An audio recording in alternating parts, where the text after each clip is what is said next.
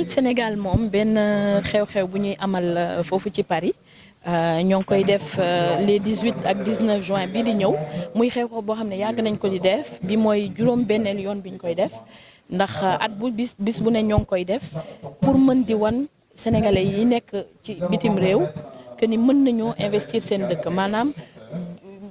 information maanaam xam-xam lépp lu ñu soxla pour mën a jënd kër Sénégal pour mën a investir fa mën nañ koo am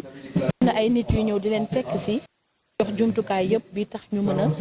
préparer seen ñibbi Sénégal te loolu lu am solo la ndax boo tukkee dañ ne picc a ngi ci kaw waaye xel maa ngi ci suuf kon ku tukki am nga yaakaar mën a am sa kër Sénégal ba am sañ-sañu ñibbi looloo waral Meet Sénégal ñu koy amal at bu jot foofu ci bi tey mooy ñëw Dakar wane lan mooy Meet Sénégal ba pare boole ay fi mu nekk nii ñëpp ñi nga xamante ne ñooy yëngu ci mbirum kër ñëpp ñuy yëngu ci mbirum investissement ñu boole leen àndandoog ñoom dem ba Paris wan loolu sénégalais yi fa nekk ndax ñooñu tam ci réew mi la ñu bokk loolu mooy suñu mbëbëtu tey ñu wan leen lan mooy salon Meet Sénégal wan suñuy partenaire ñoom ñëpp ñu àndandoo dem taseeg sénégalais de la diaspora sénégalais yi nekk at bu jot dañuy fexe def lu bees ci li ñuy def pour firndeel ko bi ñu commencé salon bi daje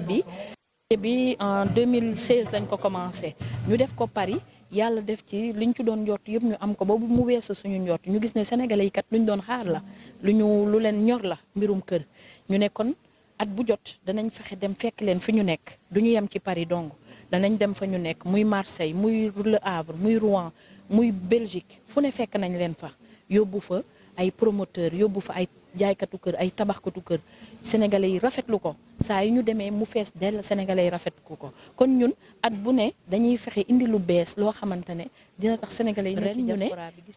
sénégalais kat boo soxlee mbirum kër soxla nga mit tamit ñu lay conseiller ndax am na sénégalais yoo xam ne tey ay maanaam ñëw fii di créer ay société di créer ay di participer ci koom-koomu réew mi donc ñooñu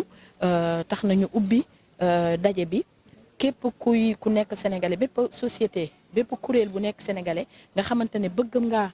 li ngay jaay wala li ngay wane waa diaspora bi jot si boo ñëwee ci salon bi incha allah di nga mën a fexe ba ñoom ñu taxawaayu ministère de l'urbanisme du logement et de l'hygiène publique ndax mooy ministère bi boot lépp lu jëm ci mbirum kër mbirum habitat ministère boobu ba ñu tàmbalee ba tey wax dëgg yàlla ñoo ngi teg seen loxo ci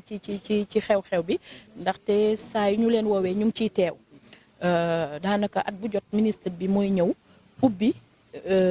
xew-xew bi ubbi mbir mi ñoo ngi koy rafetlu bu baax di rafetlu tamit surtout taxawaayu ambassade du Sénégal en France parce que ambassadeur yi fi mës a jaar yëpp macha allah vraiment jàpp nañ ci mbir fii parce que xam nañ ni luy jëmal Sénégal kanam la te luy jàppale sénégalais yi nekk bitim réew la donc vraiment am nañ seen taxawaay bu baax bu ñu sañoon nag mu gën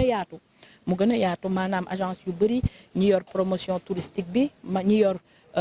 njënd ak jaay bi ñu yor entrepreneur yi yooyu yëpp mën cee jàpp parce que diaspora bi ci dëkk bi la ñu bokk dañ naan 15e région du Sénégal firndeel na ko ndax tey jii li nekk ci ay sénégalais ci Europe kenn mënu koo compter kenn mënu koo xayma fépp fu ñu dem nit ñaa ngi fees di ñëw di ñu fekk si kon ñooñu war nañ leen